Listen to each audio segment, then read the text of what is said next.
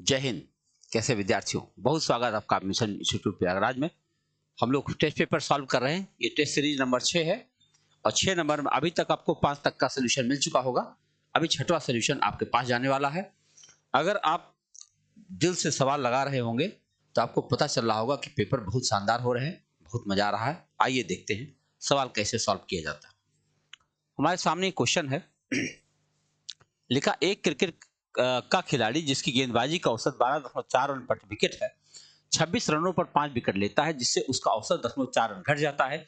पिछले मैच तक उसके द्वारा लिए गए विकेटों की संख्या बताओ। तो देखो, ऐसे सवाल में ये गेंदबाज का औसत के बारे में बात कर रहा है। तो गेंदबाज का औसत होता है दिए गए रनों की संख्या बटा लिए गए विकेटों की संख्या, बस यही इतना होता है। तो हम मान लेते हैं कि अंतिम मैच जो भी खेला था वहां तक के कुल विकेटों की संख्या x थी। माना अंतिम मैच के मैच से पहले कुल x विकेट लिया था, मैंने मान लिया। अगर x विकेट लिया होगा तो उसका औसत 12.4 चल रहा था, यानी 12.4 हर विकेट पर दिया होगा, यानी कुल मिला के 12.4 x इतना रन वो दे चुका है पहले से, और अभी 26 रन और दिया है। अब उसने इसी बीच में 5 विकेट भी लिया, तो पहले x विकेट लिया था, 5 विकेट और ले लिया। अब उसका नया औसत आना चाहिए जो पुराने औसत से 0.4 कम है, इसका मतलब केवल 12 है। बस इसी को सॉल्व कर दी, आपकी x की वैल्यू हाजिर हो जाएगी। तो ये देखो 12.4x और प्लस 26 बराबर 12x और प्लस 60 है। अगर हम इसे पक्षांतर करेंगे तो यहां बनेगा 0.4x और 26 उधर जाएगा तो क्या हो जाएगा, घटाओ 10 में से 6 घटाओ 4 और 5 में 2 घटाओ 3। तो बताओ x बराबर क्या हुआ, ये हो गया 340/4, है ना। 0.4 का 10 हटा दिए तो 4 से काटो, 4 8 32, 4 5 20, कितना आ गया भैया, 85। तो अंतिम मैच से पहले उसने कुल 85 विकेट लिया था। और अभी अगर नया वाला जोड़ दो तब तो 90 हो गया, लेकिन 90 इसमें दिया नहीं था। आइए अगले सवाल पर चर्चा करें। अगला प्रश्न हमारे पास क्या है, ये लिखा हुआ है कि P और Q की औसत मासिक आय 5050 है, Q और R की औसत मासिक आय 6250 है, P और R की औसत मासिक आय इतना है, तो P की मासिक आय बताओ। तो हम क्या करें, जोड़ दें। अगर हम P प्लस Q करें यहां पर, तो P प्लस Q बराबर क्या होगा, इसका दुगना। बताओ, 2 से गुणा करते जा रहा हूं, जो 2 5 10 और 2 5 10, ये हो गया। अगर हम Q प्लस R करेंगे तो कितना है, ये 6250, इसका दुगना करें तो 0 2 5 10, 2 दूना 4 1 5 और 2 छक्के 12। अगर हम R प्लस P करेंगे तब ये कितना आएगा, इसका औसत है 5200, इसका दुगना करें 2 0 0 और 2 दूना 4 2 5 10। अगर हम सबको जोड़ दें तो आप देखो कि 2P plus 2Q plus 2R आएगा, तो हम 2 कॉमन ले लेंगे तो यहां बचेगा P plus Q plus R। देखो, जितनी बातें हम लिख रहे हैं आपको खुद नहीं लिखना पड़ेगा, आप डायरेक्ट कर सकते हैं, लिख देंगे सीधे, गुणा करके दुगना करना। देखो 0 0 जोड़ लिया आपने, 5 4 9 1 10 हासिल हुआ 1 और 2 1 3 और ये हुआ 3, 33,000। तो अगर हम 2 उधर ले जाए तो P plus Q plus R क्या हो जाएगा, 2 से भाग दे दिए इसमें से, तो ये हो जाएगा 2 1 2 2 छक्के 12 2 5 10, 16,500। ये किसका है, P plus Q plus R का है। जबकि हमको किसका बताना है, खाली P का बताना है, यानी Q प्लस R मुझे माइनस करना है, तो 12,500 हम इसी में से माइनस कर देंगे। अगर हमने 12,500 इसमें से माइनस कर दिया तो आपको देखो साफ साफ 4,000 हमारे पास बच गया। तो ये हमारा उत्तर बन गया। तो P की सैलरी कितना आ गई, केवल 4,000। तो मेरे ख्याल से आपको अच्छे से समझ में आ गया होगा। हम लोग अगले प्रश्न पर चलें। 13% लाभ पर बेची जाती है क्या, मेज है, यदि इसे 25 पर अधिक में बेची जाती तो 18% लाभ होता। भैया पहले 13% हो रहा था, अब 18% होता, 5% ज्यादा होता, वो कह रहे 25 रुपया है। तो भाई किसी संख्या का 5% 25 रुपया है, तो बताओ वो सामान कितने का हुआ, 500 का हुआ। क्या बताना इसमें, देख रहे हो, इतना छोटा भी सवाल आता। मतलब सिपाही के क्वेश्चन जो है, ये सारे सवाल बड़े नहीं होते, खाली देखने में बड़े लग सकते हैं। देखो, एक परीक्षा में 19% विद्यार्थी गणित में और 10% अंग्रेजी में पास फेल हो गए। ये सारे विद्यार्थियों में 7% विद्यार्थी दोनों फेल हो गए, तो दोनों में फेल होते हैं, ठीक है। तो दोनों विषयों में वाले सारे विद्यार्थियों की संख्या क्या है वो परसेंट में बताना। तो अगर हम कुल फेल हटा दें तो परसेंट पास वाला अपने आप निकल जाएगा। अगर हम 2 सर्किल यहाँ बना दें ऐसे ऐसे, अब फेलुओं का बना रहे हैं, 7% दोनों फेल हुए तो 7 मैंने यहाँ लिख दिया। अब ये 19% गणित में फेल हुए तो 19 में से 7 हो चुका है तो यहाँ 12 लिख देंगे, और ऐसे यहाँ 10 है तो उसमें 7 हो चुका है तो यहाँ 3 लिख देंगे बस। अब बताओ 7 3 10 12 22% विद्यार्थी हमारे फेल हो गए, तो बताओ पास कितना हुए होंगे? 78%। इतना छोटा सवाल, साइज देख लो और सॉल्यूशन देख लो, इतना छोटा सॉल्यूशन हो सकता है। आइए बढ़ते हैं अगले प्रश्न की तरफ। अगला प्रश्न हमारे पास क्या है, ये रहा। श्री एक्स अपने वेतन का 35% भोजन पर और अपने वेतन का 5% शिक्षा पर खर्च करते हैं, और 2011 में उनके पास उसने इन दोनों मदों पर 70,600 खर्चा किया। उस महीने में उनका वेतन क्या है? अच्छा बताओ, 35% यहाँ 5%, कुल मिला के 37% खर्चा किया, और ये कह रहे हैं 70,600 खर्चा किया। इसका मतलब हुआ किसी संख्या का 37% 17,600 होता होगा, बस 17,600 होता है। काट दो भाई, इस 37 से कटेगा जरूर, कट रहा क्या? 7 5 35, 7 6 42, 707, 8 56, 8 से तो कट नहीं रहा। देखो 35 दिन भोजन पर और अपने वेतन का 5% शिक्षा खर्च करता है, और दोनों मदों पर इतना रुपया खर्च किया। उस महीने का वेतन क्या है? तो 32 और 5 37, अरे सॉरी यार, 35 और 5 40 था, मैं काहे के 37 लेकर आऊं, देख रहे हो आप? 40 ना हुआ, 40 हुआ भाई। अब देखो कितने आसानी से हम इसको काट सकते हैं, 0 0 काट दो और 4 से काट दो, 4 चौके 16, 4 चौके 16, तो कितना आ गया? 44,000। हम उसको 32 पढ़े जा रहे थे, ठीक है। इतना छोटा प्रश्न है, आगे बढ़ते अगले सवाल की तरफ। देखो ये सवाल क्या कहता है, इसका सरलीकृत मान क्या होगा? सरलीकृत में आप जानते हो परिमेयीकरण करना पड़ता है। परिमेयीकरण आप करेंगे तो आप जानते हैं, इसको हम पहले लिख देते हैं √6 और प्लस √3 कर देते हैं। तो इसको जब हम गुणा करेंगे, किससे करेंगे गुणा? इसको √6 माइनस √3 से करेंगे, तो ऊपर क्या बन जाएगा? देखो 3√2 और ब्रैकेट में √6 और माइनस √3, और नीचे क्या बचेगा? 6 में से 3 घटाओगे 3 बचेगा, तो 3 3 कट जाएगा। आगे बढ़ो, यहाँ माइनस चिन्ह लगा है, तो यहाँ है कितना? 4 √3 है, और यहाँ क्या हुआ? 6 + 2 है, तो हम √6 और माइनस √2 से गुणा करेंगे, और नीचे क्या बचेगा? 4, और ये 4 4 कट जाएगा। आगे बढ़ते हैं, प्लस यहाँ √6 है, और यहाँ क्या बचेगा? √3 माइनस √2 बचेगा, और नीचे क्या बचेगा? 1, और बात खत्म। बस यही इतना करना, और सीधे एक लाइन लिखेंगे, आपका उत्तर आ जाएगा। आओ देखा जाए, अगर इसको हम हल करें तो अंदर 2 का गुणा करेंगे, अंदर तो 2 6 12, √12, देखो √12 और माइनस 2 3 6, √6। अब यहाँ देखो माइनस चिन्ह लगा है, तो अंदर गुणा होगा, 6 3 18, √18, और ये प्लस हो जाएगा, 3 दूनी 6 प्लस √6। अब यहाँ देखो, अगर देखेंगे तो गुणा करो अंदर, तो 6 6 3 18, √18 और माइनस √12। अब आप देखो √12 कट गया, √6 कट गया, √18 कट गया, सब कुछ कट के हमारा उत्तर क्या बन गया? 0। देख रहे हो आप, ज्यादातर ऐसे प्रश्नों में 0 ही आता है, कुछ करना नहीं पड़ता है। आइए अगले सवाल पर चलें।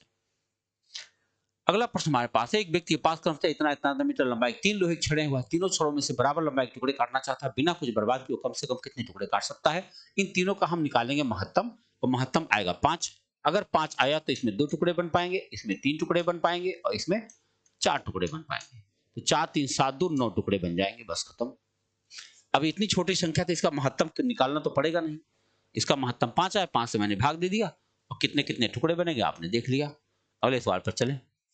x y से 20% कम। अच्छा, x क्या है? y से 20% कम है, यानी y का 80% है, तो 20 चौक 80, 20 25 100। अगर हम x बटा y कर दे तो कितना आया? 4/5, यानी अगर ये x 4 है तो y 5 है। तो सवाल इन्होंने क्या कहा? y माइनस एक्स, देखो y माइनस एक्स, y माने क्या हुआ? 5, y माने 5 हुआ, तो 5 माइनस 4/5, यानी 1/5। कहीं दिख रहा? 1/5 तो यही दिख रहा, तो यही उत्तर आ जाएगा। और क्या लगाना? क्या देखो, y माइनस एक्स बटा वाई और x बटा एक्स माइनस वाई करेंगे तो क्या हो जाएगा? 4/4 में से 5 घटाओ। हाँ तो ठीक है, आपका उत्तर आ गया। आपका पहला विकल्प सही जा रहा, देख लो। आइए आगे बढ़ते। ए बी सी किसी साझेदारी में क्रम से इतना इतना इतना रुपए लगाया, 1800 रुपए के लाभ में बी को कितना लाभ मिलेगा? आप जानते हैं जिस अनुपात में पूंजी लगाई गई उसी अनुपात में पैसा बढ़ जाता है। तो चलो पहले काटा जाए। ये है 3800 और ये है 4000 और ये है 4200। ए बी सी यही लोग हैं। अनुपात लगाएं तो दोनों जीरो कट जाएगा, 2 से और काट सकता हूं 19, ये हो जाएगा 20, ये हो जाएगा 21। 1800 रुपया टोटल है। 1800 रुपया हमें किसको देना है? बी को बताना है। बी माने 20 होता है और बटा इसको जोड़ो भैया, कितना आ जाएगा? 60। अब अगर हम 60 से काटेंगे तो 6 तिया 18, बताओ 3 दूनी 600 रुपया। कितना रुपया आ गया भैया? 600 रुपया आ गया। ये आपका उत्तर। आगे बढ़ते हैं अगले सवाल की तरफ। अगला प्रश्न हमारे पास है, आजा भाई 47। किस क्षेत्रफल का इतना परसेंट 15 वर्ग मीटर होगा? वाह, 66.67 आप समझते हो? इसको क्या कहा जाता है? 2/3% ना। यानी किसी संख्या का 2/3 कितना है? 15 है। उस संख्या कौन है? 45/2। 45/2 कितना होता है? 22.5 हो गया। आगे बढ़िए, ध्यान रखना ये 66.67 जो लिखा है उसको आप 2/3 कह सकते हैं। आगे बढ़िए, 3000 में से किस संख्या घटा दे कि 7, 11, 13 कट जाए? 7, 11, 13 का लगभग, पहले आप लघुत्तम निकालो। 7, 11, 13 का आप जब लघुत्तम निकालोगे तो 77 में 13 का गुणा करना पड़ेगा। तो 13 सत्ते 91, 9, 13 सत्ते 91 और 9 कितना आएगा? 100। 1001। अब 1000 से हम न्यूटन का क्या घटा दे? बताओ। 1001 से जब इसमें पहाड़ा पढ़ोगे आप तो 2 ही बार जाएगा, तो 2002 इसी में से घटा दो। 2002 घटा दोगे आप तो क्या बचेगा? यहाँ बचेगा 8, यहाँ बचेगा 9, यहाँ बचेगा 9। 998 कहीं दिख रहा? हो गए। अगर हम इस 3000 में से 998 घटा देंगे तो हमारा संख्या आ जाएगा 2002 और आराम से कट जाएगा। आगे बढ़ते हैं अगले सवाल की तरफ। यहाँ देखिए लिखा इतना गुणा इतना माइनस इतना गुणा इतना और इतना माइनस इतना, यानी a प्लस बी हमारा उत्तर आ जाएगा। ए स्क्वायर माइनस बी स्क्वायर, नीचे a माइनस बी है, खाली जोड़ लो। तो जोड़ो 2 2 4 और 4 4 8 और 16 4 20। 20 84 कहीं दिख रहा? ये रहा आपका उत्तर। देख सकते हैं कि सवाल में क्या है, थोड़ा सा आप प्रयास करें तो ये प्रश्न खाली आपको बस खेलने लायक है सवाल। एक पूर्ण रूप से जल से भरे पात्र का वजन 16.5 किलोग्राम है। 1/4 भाग जब जल से भरा होता है इसका वजन इतना होता है। मैं मान लेता हूं 1/4 जल से भरा, मैं पूरे जल को 4 वाई मान लेता हूं। मान लो मैंने मान लिया खाली बर्तन जो हमारा है, हमने मान लिया जो खाली बर्तन है हमारा, खाली बर्तन x ग्राम का होगा, बर्तन x किलोग्राम का होगा, और जो पानी है मेरा वो 4 वाई है। तो कहते हैं पूर्णतः जल से भरे पात्र का वजन 16.5, यानी कि x + 4y बराबर लिखा है 16.5। और कह रहे हैं जब 1/4 भरा होता है यानी x तो तब भी रहेगा और ये 4y जहां खाली 1y रहेगा और तब ये रहता है कितना? 5.25। अगर हम इसको घटा दें तो ये x कैंसिल हो जाएगा। हमको बताना क्या है? खाली पात्र का वजन बताना। अगर खाली पात्र का बताना है तो मुझको क्या करना चाहिए? 4 से गुणा कर देना चाहिए। अगर हमने 4 से गुणा कर दिया, 5 24 तो 21 हो जाएगा। ये हो जाएगा नहीं हो जाएगा? देखो ये हो जाएगा 4x, ये हो जाएगा 4y और ये कितना हो जाएगा? 4 से गुणा करो तो ये हो जाएगा 21। तो इसको हटा के हम यहाँ 21 लिख सकते हैं। अगर हमने 21 लिख दिया यहाँ पे तो खाली अब घटाना बचा है। देखो इसमें से खाली 21 में से आ जा भाई 21। अब बताओ अगर हम घटाएंगे तो ये तो गया ही है, यहाँ क्या बचा? -3x। यहाँ क्या बचेगा? 10 कर लो भाई, तो 10 में से 5 गया 5 और यहाँ बचेगा 10 में 6 गया 4, बस। तो x बराबर क्या है? माइनस का 1.5। कितना है भैया? 1.5 kg। खाली बर्तन कितने का आ गया? 1.5 kg का आ गया। आप देख सकते हैं खाली वैल्यू रख दिया, अपने आप काट दिया, उत्तर अपने आप हाजिर। खुल जा भाई, तकलीफ नहीं करना चाहिए। हाँ ठीक, यही था ना। देखो ये लिखा 12/21 अनुपाते x बराबर 15 अनुपाते 3/7। क्या किया जाना चाहिए? x का मान बताना। आप जानते हैं x बताने के लिए क्या करना पड़ता है? बाह्य पदों गुणनफल बराबर अंतः पदों गुणनफल, यानी 15x ऐसे लिख सकते हो। x बराबर क्या? 12/21 गुणा 3/7 और बटा 15, यही इतना काटना है। तो थोड़ा सा काट लो, 3 सते 21, तो हो जाएगा 12/49 गुणा 15। अब 3 चौक के 12, 3 पचे 15, 4 बटा कितना हो जाएगा, 5 9 45, 5 चौक 20 और 4 24, भैया 4/245 कितना आ गया, 4/245 आपका उत्तर आ गया। ये है सवाल। आइए देखते हैं अगला प्रश्न क्या है। अगला प्रश्न हमारे पास है 4 घंटे 30 मिनट और 42 सेकंड का औसत बता दो। क्या सवाल है? औसत बताने के लिए क्या करना पड़ेगा, हमको सबको सेकंड बनाना पड़ेगा। 4 घंटे में कितना, 1 घंटे में 3600 सेकंड होता है, तो 4 घंटे में कितना सेकंड होगा, 36 में 72 144, 14400 इतना सेकंड है। 30 मिनट में कितना सेकंड होता है, 3600 का आधा कितना हुआ, 1800। अब 42 सेकंड, और इन तीनों को जोड़ के 3 से भाग देना है। 3 4 8 4 12, 4 1 5 1 6 और 1, इसको 3 से भाग दे दीजिए बस। तो ये आ जाएगा 3 पचे 15, 3 चौक 12, 3 के 3, है ना। फिर से देख लें, 3 पचे 15, 12 3 चौक 12, और फिर 3 के 3 और 13, 3 चौक 12, 54 14, ठीक है, लगभग इतना ही आएगा, दशमलव कौन लगाए, है ना। खाली हमने क्या किया, सबको सेकंड में बदल दिया और सेकंड बनाने के बाद में भाग दे दिया, हमारा उत्तर बन गया। अगला प्रश्न आपके सामने, 80 गाय 30 गट्ठर 9 दिन में खा लेती। देखो 80 गाय है, 30 गट्ठर है, 9 दिन में खाती है। 120 गाय है, 150 गट्ठर है, कितना दिन में खाएगी।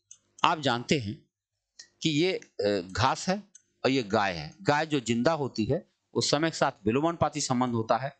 x बराबर 9 गुणा 150/30 गुणा 80/120। आप इसे काट दीजिए, आपका उत्तर बन जाएगा 40 दूना 80, 40 तिया 120, 30 पच्चे 150, 3 तिया 9, 3 पच्चे 15 दूना 30, 30 गट्ठर है, 30 दिन में खा पाए। देखो कितने आसानी से उत्तर आपका बन गया। करना क्या होता है, मिश्र समानुपात का सवाल होता है, इसको लोग M1D1 से भी करते हैं, आप कर सकते हो, जो आपको समझ में आ जाए उसी से कर दीजिए। अगला प्रश्न आपके पास है, किसी व्यक्ति की वर्तमान उम्र उसके पुत्र की उम्र से 4 गुना है, 20 वर्ष पश्चात अपने पुत्र की उम्र से दुगुना रह जाएगा। अच्छा बताओ, ये मैंने यहां लिख दिया पिता, यहां लिख दिया पुत्र, तो कह रहे 4 गुना है तो ये 4x हो गया। फिर कह रहे 20 वर्ष पश्चात, तो दोनों में 20 20 हम जोड़ देंगे, और अब इस पुत्र का ही खाली दुगुना रह गया, बस गुणा कर लो। 4x + 20 बराबर क्या, 2x + 40। अब अगर हम 2x इधर लाएं तो 2x बराबर 20 हो जाएगा, x बराबर 10 हो जाएगा। बताना क्या है, पुत्र की वर्तमान उम्र क्या है, 10 साल। देख रहे हो, छोटा सा इक्वेशन। ऐसे सवाल कुल मिला के 15 सेकंड का मामला होता है, अगर आप ठीक से 15 सेकंड लगा दो तो उत्तर बन जाए। अगला सवाल है 3 अंकों की, 3 बहुत छोटा बना है भाई, क्या लिखा है, 3 अंकों की सबसे बड़ी संख्या बताइए जो 35 से पूर्णतः कट जाए। 3 अंकों की सबसे बड़ी संख्या यही होती है, हमको इसे 35 से काटना है। तो देखो 35 दूना 70 ले जाएंगे, अब जब यहां बचेगा 299, तो फिर 35 पढ़ा पढ़ेंगे, क्या बार ले जाएंगे, 8 5 40, 8 3 24 4 28, 9 5 45, 4 9 3 27, 4 से ज्यादा हो जाएगा, 8 बार जाते हैं, 8 25 40, 4 8 3 24 4 28। तो अब देखो 9 और 1, 18 कम कर दो, 19 कम कर दो इसमें से बस। अगर 19 करेंगे तो 980 आपका उत्तर आ जाएगा। यही बताना था, यही सबसे बड़ी संख्या है जो 35 से पूर्णतः कट जाएगी। क्या करना पड़ा आपने देख लिया है। आगे बढ़ते अगले सवाल को। लिखा 12 वस्तुओं का क्रय मूल्य 9 वस्तुओं के विक्रय मूल्य के बराबर। देखो CP ऑफ 12 बराबर होता है SP ऑफ 9, तो SP इधर लाओ, ये हो जाएगा CP/SP बराबर 9/12। अच्छा बताओ, 9 रुपए में खरीद के 12 रुपए में बेचा, 3 रुपए फायदा हुआ, लाभ गुणा 100 बटा क्रय मूल्य। क्रय मूल्य क्या है 9, तो 3 तिया 9 काटेंगे तो 33.33 आ जाएगा, ये आपका उत्तर आ गया। आइए अगले प्रश्न पर चर्चा करें। अगला प्रश्न हमारे पास है, 6% वार्षिक ब्याज की दर से 10 वर्षों में 120 रुपए साधारण ब्याज प्राप्त हुआ, मूलधन बताओ। यानी हमको P बताना है। P बराबर होता है SI × 100 अपान R × T, 6 गुणा 10। अगर आप काटे तो 60 दूना 120, आपका उत्तर कितना आ गया 200। ये रहा आपका मूलधन। देख सकते हैं जैसे आप सवाल छू रहे तुरंत उत्तर बन जा रहा है, कहीं पर कोई मुश्किल का काम नहीं है। अगला प्रश्न आपके पास है, कह रहे गुणा कर दो बस। जब भी दो संख्या में गुणा होता है तो दशमलव रहने पर देखो एक ही है तो खाली यही संख्या लिख दो, 1602 लिख दो। और 3 अंक यहाँ, 2 अंक यहाँ, 5 अंक पर दशमलव लगना है, 4 अंक हमारे सामने है। ये रहा हमारा उत्तर 01602, 01602 ये रहा आपका उत्तर। जब भी कभी दशमलव के सवाल में गुणा होता है तो इतने आसानी से गुणा किया जा सकता है। पहले गुणा कर लीजिए, उसके बाद में दशमलव लगाइए। देखो इसमें क्या करना है, 5 दूनी 700 है, ये 7 चौक 2800, 2800 गुणा 5, बोलो 2800 गुणा 5 करना है तो 28 25 140, 0 0 और 5 40, 4 5 10 4 14,000। कहीं दिख रहा? ये रहा उत्तर। हमने क्या किया, 5 2 700, 4 चौक 2800, 2800 गुणा 3 2 5, यानी ब्रैकेट को पहले सॉल्व कर लेंगे और फिर गुणा करते चले जाएंगे तीनों को। अगला प्रश्न आपके सामने ये रहा, अंडर 147, बताओ 47 का अगर हम बात करें 21 7 147 माने हुआ 7√3 इसको कहा जा सकता है। 7√3 और प्लस 3√3 बराबर हो गया x गुणा √3। अब फायदा क्या मिला, √3 कट जाएगा, x बराबर कितना हो जाएगा 10। कितना हो जाएगा भैया 10। √3 कॉमन लेके उड़ा देंगे और उसके बाद x की वैल्यू आपकी 10 आ जाएगी। आइए बढ़ते अगले सवाल की तरफ। ये लिखा है, एक व्यापारी अंकित मूल्य पर 15% बट्टा देता हुआ अपने माल का लागत मूल्य लागत मूल्य से कितने अधिक अंकित कर 19% लाभ हो। अच्छा बताओ, हमने यहाँ लिखा सीपी एसपी एमपी। हमने मान लिया लागत मूल्य हमारा 100 रुपया है, 19% लाभ लेना है, 119 का बेचना है, लेकिन खरीदा कितने में, एमपी कितना है, तो एमपी पर हमको 15% छूट देना है, यानी 85% पर बेचना है और बेचना कितने में 119 में। हम इसको यहीं काट सकते हैं, 17 5 85, 17 5 85, 17 7 119, 5 को काटो 20, 20 7 140, यानी ये रखा है 140, यानी हमको 40% बढ़ा के वस्तुओं को छाप देना चाहिए। देख लो सवाल देखो और उत्तर देखो और टाइम देखो, एक सवाल को लगाने में क्या समय लगता है। किसी धनराशि की किसी दी गई दर से 2 वर्ष के साधारण ब्याज तथा चक्रवृद्धि ब्याज क्रमशः 900 954 धनराशि बताओ। जब भी कभी ऐसा सवाल आए तो ऐसे सोचना चाहिए, यहाँ पर एसआई हमने लिख दिया, यहाँ सीआई हमने लिख दिया, तो ये 900 रुपया अगर 2 साल का है तो इसका मतलब 450 450 दोनों का मिला होगा। और यहाँ पे पहले साल का तो 450 ही मिला होगा, दूसरे साल का 450 प्लस 54 ज्यादा मिला होगा। तो हमें पहले दर मिल जाएगा 54 रुपया। अगर हमको 450 का दर मिलता है तो हमें पता चल जाएगा कौन सा रेट चल रहा था। 9 5 45, 9 6 54, 9 5 45, 50 दूना 100, 12% का रेट चल रहा था।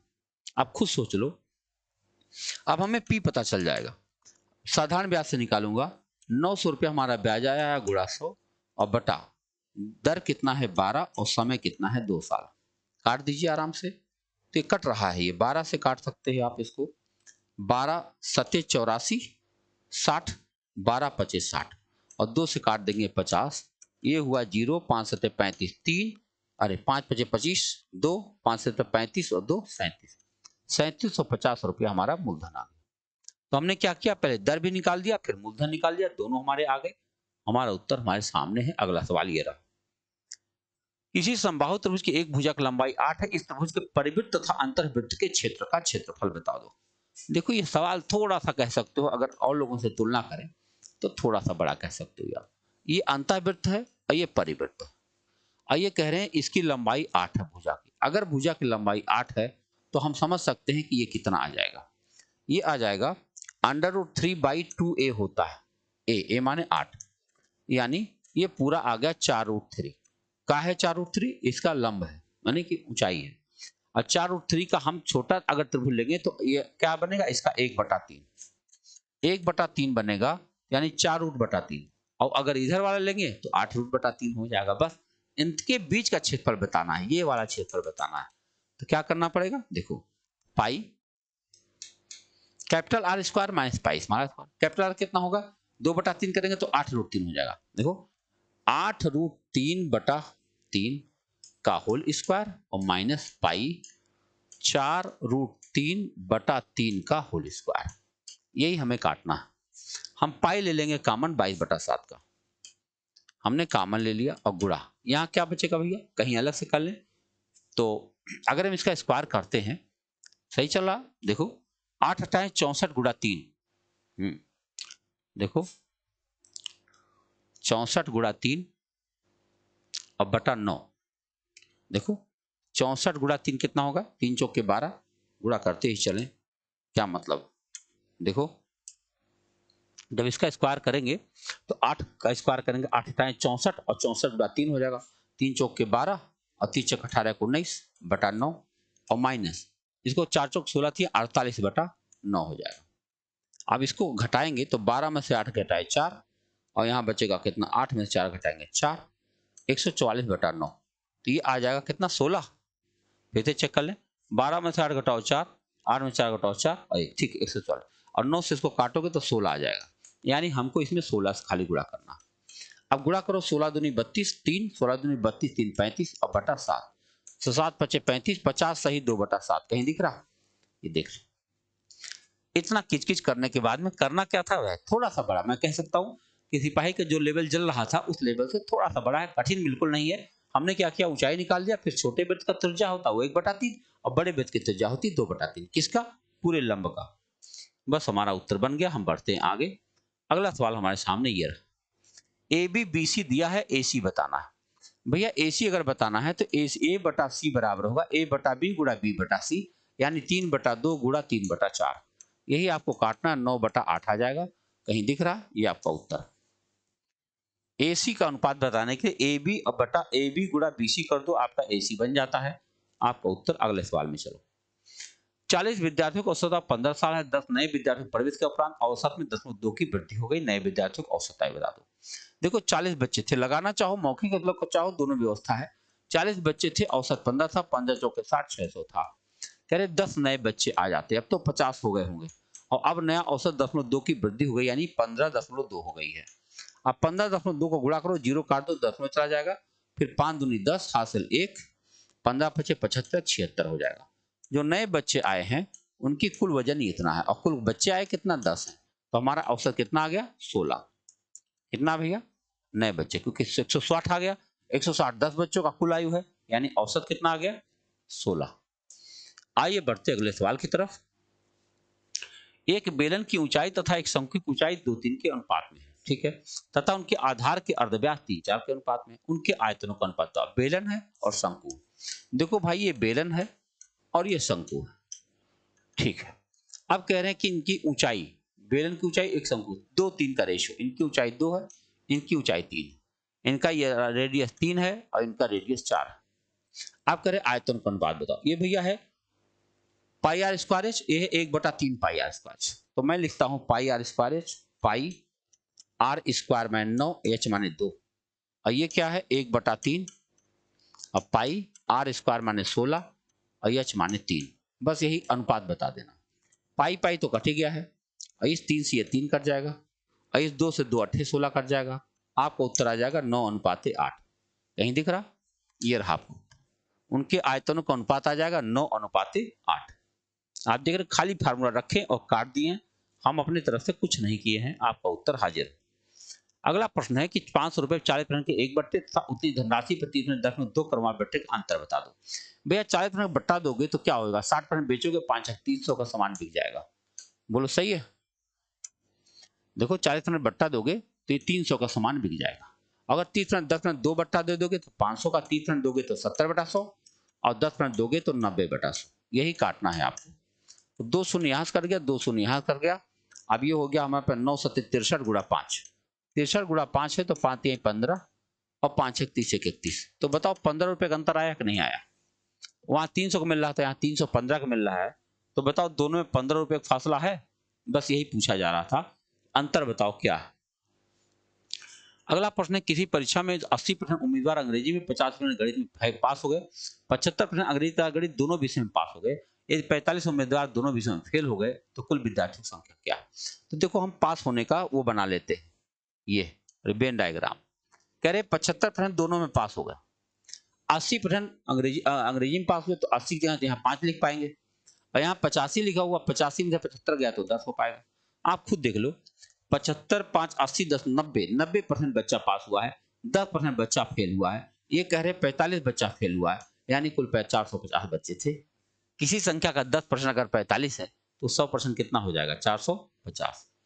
देख लो कितना छोटा मामला है। अगला सवाल देखो, ये लिखा है 24 किलोमीटर की दूरी 6 की चाल से और एक अन्य 24 किलोमीटर 8 की चाल से था, अन्य 24 की 12 की चाल से तय किया, औसत चाल बताओ। तो बताओ पहला 24 गए, कुल 72 गए कि नहीं गए? 24 24 24। पहला 24 गए तो कितना 6 चौक 24 लगा होगा। दूसरा 24 गए 8 3 24 लगा, 12 दूनी 24 हुआ, 4 3 7 2 9, 9 8 72। कौन सी चाल आ गई भैया? कुल दूरी बटा कुल साल, कुल समय हमने लिख दिया, तो कुल पता चल गया भैया 8 किलोमीटर प्रति घंटा की चाल से ये लोग गए हैं, औसत चाल से। अगला प्रश्न हमारे पास है 6,000 रुपए का 10 मिनट वार्षिक दर से 1.5 वर्ष का चक्रवृद्धि ब्याज, जबकि ब्याज वार्षिक रूप से संयोजित होता है। देखो 1.5 वर्ष जब आए तो क्या करना पड़ता है, आओ देखते हैं। 6,000 तो हम पहले लिख देंगे, अब ब्रैकेट में 1 + 10/100, ये पहले साल का है, और दूसरे साल के लिए 1 धन 10/100, और गुणा करेंगे कितना, 1/2 का। बस यही काटना है, इससे बन जाएगा आपका मिश्र धन। देखो एक एक जीरो अगर हम काट देते हैं तो ये बन जाएगा 6,000, 6,000 बस। अरे भाई कट जाओ मालिक, हाँ। तो 6,000 गुणा 11/10 और गुणा 10 दूनी 20, 21/20। अब यही काटना है, 0 0 कट गया, 2 से काट दो तो 2 3 6 कट गया, और उसके बाद 21 3 63, 630 गुणा 11। तो ये हो गया 0 11 3 33, 3 11 चौके 66 और 3 69। बताओ 6,000 था, अब 6,930 हो गया। क्या आपको लगता है 930 का ब्याज बन गया? इतना छोटा मामला है, एक बार लिखो, उसी में उत्तर आपका बन जा रहा है। आइए अगले प्रश्न पर चर्चा करें। एक दुकानदार दो कैमरे समान कीमत पर खरीदता, एक कैमरा को 18% लाभ पर बेच देता, दूसरे कैमरे को पहले कैमरे के बिक्री मूल्य से 10% कम कीमत पर बेचता। कुल लाभ अथवा हानि बताओ। अच्छा बताओ, एक दो कैमरे समान कीमत पर खरीदता है, एक कैमरे को 18% लाभ पर बेचा, मान लो 100 में खरीदा होगा, मान लो है 100 में खरीदा था इसको भी, और 100 में इसको खरीदा, कुल 200 में खरीदा है, ठीक है। अब जो पहले को उसने कितने बेचा, 18% लाभ पर 118 बेच दिया, और दूसरे कैमरे को उनके क्या किया, पहले कैमरे से कि विक्रय मूल्य से 10% कम कीमत बेच दिया। इससे 10% कम, इसका 10% जानते हो कितना होता है, 11 रुपये। इसका 10% निकालो आप, तो इसका इसका 10% निकालो, कितना हो जाएगा, 11.8। तो इसमें से 11.8 अगर घटा दिया जाए तो क्या आ जाएगा बताओ। अगर हम 118 में से 11.8 घटा दें तो हमारे पास क्या आएगा, यहाँ पे आएगा कितना, 2, 7 में से गया 6, और यहाँ बस 6.2, यानी ये बिक गया 106.2 का। अब बस आप ही बताओ, 8 से 14 हासिल 1, 1 1 2 और 2। आप बताओ 200 का सामान है और 224.2 में बिक गया, तो इसका जब परसेंटेज निकालोगे तो 24.2 लाभ मिला है, लेकिन 200 पर मिला है तो 12.1 आ जाएगा। फिर देखो 12.2 का हानि नहीं हुआ भैया, लाभ हुआ है, 12.1 का लाभ मिला है। देखो 200 का सामान है और 224.2 का बिका है, तो 24.2 आया, 200 के रुपए लाभ, तो 100 रुपए बताएंगे तो आधा हो ही जाएगा। तो ये लाभ हो गया है। अगले सवाल पर चर्चा करें। लिखा 7 महीने में देय वर्तमान बिल का मूल्य इतना है और वह बिल 2.5 वर्षों बाद दे होता तो इतना होता। तो दर बता दो भैया, आओ देखा जाए। ये 1200 रुपये अभी है, और 12 प्लस, देखो पी प्लस एस आई कर रहा हूं, 1200 गुड़ा, दर नहीं पता है, और गुड़ा 7/12, और बटा 100 तो रहेगा ही रहेगा। ये किसके बराबर है, 1016 प्लस 1016 गुड़ा, कितना दर है नहीं मालूम है, और समय है 2.5 साल, यानी 5/2 साल का, और बटा 100 तो रहेगा ही रहेगा। बस इसी को काट दीजिए, आपका उत्तर बन जाएगा। 0000 कट गया, 12 12 कट गया, ये हो गया 1200 प्लस 7R, और ये कितना हो गया, अगर इसको थोड़ा सा छोटा करें, 00 काटे 10 लगा दें, और 2 से फिर भी कट रहा, 2 5 10, 10.08 हो गया। अब हम अगर जोड़ें 5 8 40, 5 5 25 ना, 5 8 40, 5 25.4 आ गया। अब आप इसको जोड़ेंगे, देखो 1016 प्लस 25.4x, अगर हम पक्षांतर करें तो 7 वहां जाएगा, तो 15 में 7 गया, 18.4 बचेगा, 18.4x, और इसको ला के इधर घटाएंगे तो आ जाएगा 184। अब बताओ x 18.4x बराबर 184, तो x बराबर कितना आ गया, 10%। ये आपका उत्तर है। तो ये अच्छा सवाल था। मैं एक कह सकता हूं कि एक दो सवाल ऐसे जरूर बन रहे हैं जो थोड़ा सा ऊपर है, लेकिन घबराना नहीं, इतने बड़े पेपर में तो हो सकता है। एक तिमाही परीक्षा में एक विद्यार्थी को 30 अंक प्राप्त हुआ और वह 12 अंकों से फेल हो गया, उसी परीक्षा में अन्य को 40 मिला, उसे उत्तीर्ण होने से 28 नंबर ज्यादा मिल गया, परीक्षा का पूर्णांक बताओ। ऐसे सवाल में पूर्णांक को 100x मान लेना चाहिए, इससे एक बच्चा 30x पा जाएगा, 12 नंबर से फेल होगा तो उसे 12 नंबर दे देना चाहिए। दूसरा बच्चा 40% पाएगा तो 40x पा जाएगा, और 28 नंबर ज्यादा पा गया, उसे 28 नंबर ले लेना चाहिए, दोनों बात बराबर। अब अगर 30 में इधर ले जाऊं तो 10 हो जाएगा, 28 और 12 40 हो जाएगा। बताओ 10x बराबर 40 तो x बराबर 4 आएगा, आएगा। तो अब बताओ यहाँ रख देंगे तो कितना आ जाएगा, 400 कहीं दिख रहा, पूर्णांक हमारा 400 बन जाएगा। इतने आसानी से इन प्रश्नों को देखा जा सकता है। आइए अगले सवाल पर बात करें। अगला प्रश्न आपके सामने है, दो गाड़ियां सुरवाई जोधपुर से जोधपुर के लिए चलती हैं, एक दूसरे गुजरने का और जोधपुर पहुंचने का क्रम इतना घंटे इतने घंटे मिनट समय लेती है, x की गति 45 उसकी y गति। आप जानते होंगे ऐसे सवाल को x बटा वाई बराबर अंडर रूट T2 अपान T1 का फार्मूला बन जाता है। ऐसे सवाल के लिए पहले हमको क्या करना चाहिए, 8 घंटा 48 मिनट को घंटा बना लेना चाहिए। 8 प्लस 48, 8 नहीं है 4 है, 4 प्लस 48 माने होता 48 बटा 60 करना पड़ेगा, 12 चौक 48, 12 25 60, 5 चौक 20 24 बटा 5 हो जाएगा। और 3 घंटा 20 मिनट को अगर हम भिन्न बनाएंगे तो आएगा 3 प्लस 20 बटा 60, यानी 20 सेकेंड 20 20 60 3 3 9 1 10 बटा 3। अब चलो देखा जाए, x बटा वाई यानी x की चाल कितना दिया 45, तो हम लिख सकते हैं 45 बटा वाई बराबर अंडर रूट T2 क्या है 10 बटा 3 और बटा 24 बटा 5। बस इसी को हल करना। अगर आप ऐसे करते हो ना तो ये हो जाएगा 50 बटा 72, 50 बटा 72 को आप 25 बटा 36 कर सकते हो और अंडर रूट से बाहर निकालोगे तो 5 बटा 6 आ जाएगा। अब आप बताओ 5 9 45 और 6 9 में 54 हो जाएगा, कहीं दिख रहा, ये रहा आपका उत्तर। जब आप क्रॉस मल्टीप्लाई करोगे तो आपका उत्तर बन जाएगा 54 किलोमीटर प्रति घंटा। ठीक है भैया, आइए अगले सवाल को देखें। ये हम लोग का आखिरी सवाल है। देखने में डिजाइन ऐसी बन रही है लेकिन इसका मतलब यह है नहीं, इसका मतलब कुछ और है। देखो क्या है, ये संख्या लिखी है -1, ये लिखा -1 से छोटा या बराबर है 2x - 7 बटा 5 और फिर ऐसे करके लिखा है 1। तो कह रहा है x यहाँ पे क्या होना चाहिए, अभाज्य संख्या रखना चाहिए। देखो ये तो अभाज्य है नहीं, हमने 3 रखा, 3 अगर मैंने रखा 3 दूनी 6, 6 में से क्या नाम 7 घटाएंगे तो 1 आ जाएगा -1 बटा 5 और -1 बटा 5 तो जरूर यही आपका उत्तर बन जाएगा, कोई कहने की जरूरत नहीं है। देखो जरा, ये 0 है, ये -1 है और ये +1 है, इन्हीं के बीच हमारा उत्तर है, तो -1 बटा 5 आया, हमारा उत्तर आ गया। हालांकि अगर आप 5 रखोगे तब भी आपको दिखाई पड़ेगा, लेकिन चूंकि पहला विकल्प हमारा 3 है इसलिए हमारा उत्तर 3 सही चला जाएगा। तो आप देख सकते हैं विद्यार्थी, पेपर में कुछ कठिनाई नहीं है, लेकिन अगर आप धैर्यपूर्वक लगाएं सवाल सही कर सकते हैं। मिलते हैं अगले पेपर में, बहुत बहुत धन्यवाद।